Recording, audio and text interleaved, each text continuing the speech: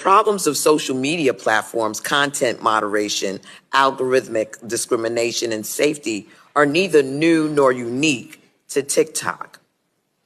For example, I was disturbed by reports that TikTok content moderation algorithm flagged words like Black or Black Lives Matter as inappropriate content.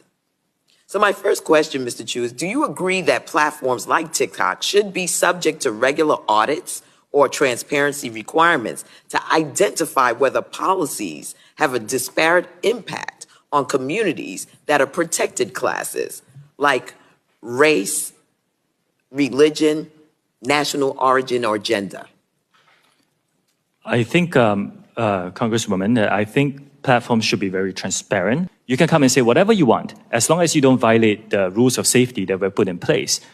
It is vital that the diverse culture of the United States is reflected online, but I'm concerned the algorithms and content moderation practices employed by TikTok are ignorant to the fundamental diversity while also failing to remove content that is harmful. My next question to you is, it's my understanding that users must be in good standing to be eligible for compensation from TikTok's Creator Fund. For example, they can't have violated community guidelines. Is this correct?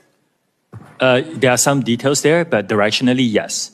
If TikTok's algorithm is flagging content incorrectly, resulting in creators violating community guidelines when in fact they have not, those creators would not be eligible to receive compensation under the Creator Fund, correct? We do have an appeals process. You have an appeals process, okay. Yes. In my view, if TikTok employs algorithms that disproportionately remove content from Black creators, it disproportionately silences and excludes Black creators from compensation opportunities. And this problem happens in parallel to the lack of adequate recognition, attribution, and compensation to Black creatives for their content. The exploitation, cultural misappropriations, the erasure of Black creatives' ownership of their fashion, art, and media is nothing new.